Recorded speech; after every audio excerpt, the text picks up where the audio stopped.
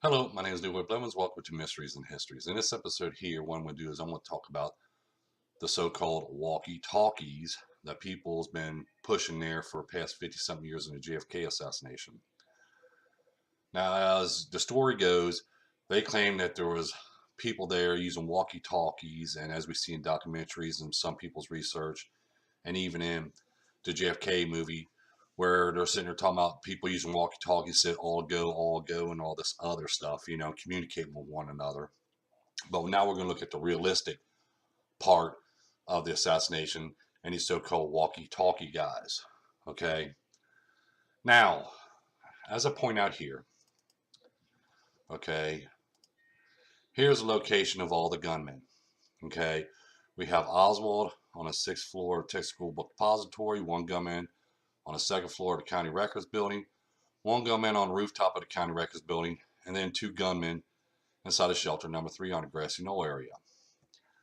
Now, if these guys have walkie-talkies, okay, they could communicate with one another, but they didn't, because in a assassination like this, you don't want nothing to interfere with the thing that they're trying to do. They're trying to assassinate JFK and Governor Connally.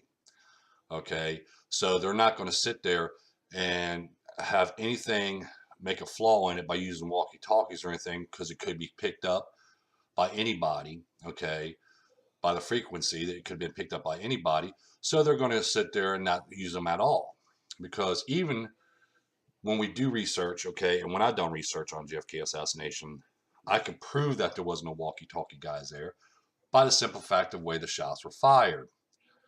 Okay, if they was communicating with one another, okay, this gunman here on the 2nd floor of the county records building, he would have called them on the walkie-talkie. Says after he took his shot to JFK and Governor Connally, he called in and says, "I took both shots." Or make contact if he was using a walkie-talkie. This gunman down here, these two gunmen here, would never took their shots, because they would have known JFK was already shot in the back of the head, and they wouldn't know that Governor Connally was already shot, so they wouldn't have took their shots. Okay, so there was no communication whatsoever. Just like up here. Okay, after he took his shots, he could have made a call and they could have listened over it. Oswald wouldn't even took his shots, and this guy right here on the rooftop of the county records building wouldn't took his shots as well. So there was no communication with each one of the assassins from their locations. So there was no walkie-talkie. Then they sit there and says, well, there was people on the ground level right here that they they said, this is the guy right here. These guys got walkie-talkies and are doing communications, and stuff like that. Again, more false claims. These guys, you got to realize that when you're doing an investigation, you're doing research, you have to realize that there was people also listening to radio programs, which people has like transistor radios in their hand and stuff, and they're listening to when JFK was getting closer, so they can get up or stand up or get into a certain location so they can see JFK. So it was announced over the radio programs. It was announced over the news of JFK's trip down through Dallas. And that's what these guys was actually doing. And other people there, they was actually listening to transistor radios. They wasn't using the walkie-talkies, because they said they're even told the police officers to keep all communications closed while the route was being taken, so the FBI and CIA can hear if there's anybody making calls around or anything from walkie-talkies or any kind of type of communication devices back then. So that's why I sit there and said, and I'll point out, when we take a look at the shots were fired, okay, as we see here, even Oswald, when he took his first shot, he could communicate the rest of them, says, I already shot JFK, okay?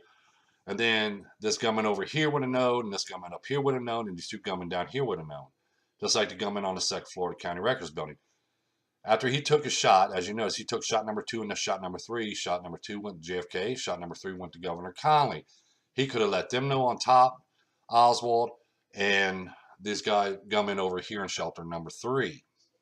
Okay, I took my shots. I made contact. Okay, I shot JFK and I shot Governor Connally. Okay, so if there's any type of communication whatsoever, okay, they would have known each other and there wouldn't have been that many shots fired. Okay, just like this gunman on the rooftop of the county records building. All he was waiting for was, as soon as he sees a shot, okay, he was back up. As soon as he sees a shot fired from this location here, because he knew the location of these gunmen. As soon as he sees that shot being fired or taken, that's when he started taking his distraction shots at the same time. Because as you notice, when the first shot number 4, which struck JFK in the right side of the head, okay, he took his shot the same time as the second gunman took his shot. So he started the trend of people start running around because he shoots a curve first and he comes back and starts shooting the manhole cover and then close range where there's a lot of people. So he's not shooting nobody, but he's shooting the surroundings so people can start running up the hillside there so these two gunmen here can get away. So, in other words, there wasn't no walkie-talkie communications that day. Okay, that's another false claim that someone's going to put out there. Like I said, it's easy to take one image and then put a big story behind it so you can sell it to the media, so you can sell it to the public, and place it in your book so you can make all kinds of money. Okay, but when we're looking at realistic now and we're going to look at the gunman's location, if they had communications, they would have known this guy already shot JFK, this guy, Oswald, already shot JFK, and Governor Connolly has already been shot. So they wouldn't have took no shots, and he wouldn't have had to take no distraction shots up here. And then this gunman on the second floor wouldn't have to take the 2 distraction shots as well as the same as the gunman on the rooftop, because they would have had their communication base done. So there was no walkie-talkies there that day. Only walkie-talkies that probably was there that day was the Secret Service agents and the police officers. That's the only communication people that can communicate with one another. Other than that, the assassins and people behind JFK assassination did not have no communication with one another. They just already had it planned out, and then they continue on with the plan.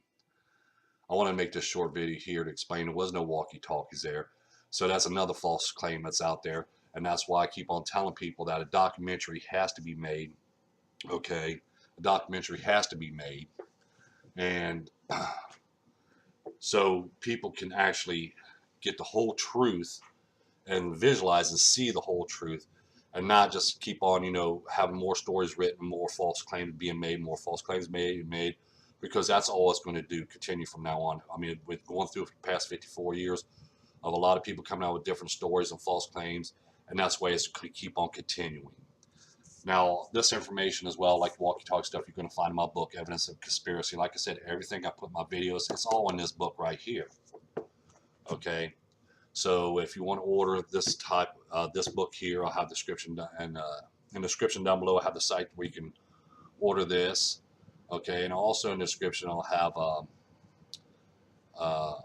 the site where you can make a donations to the JFK Quest, the Quest for Answers site, and because I still want to get this documentary done, and I want to try to get it done by next year, and it does take some time, it does take some money to do this, so that's why I'm asking for donations. But I just want to make this video here so people will know that there was no walkie-talkies that day. Thank you, and don't forget to hit the like button, don't forget to hit the subscribe button, tell your friends about it, share this video, and have a pleasant day.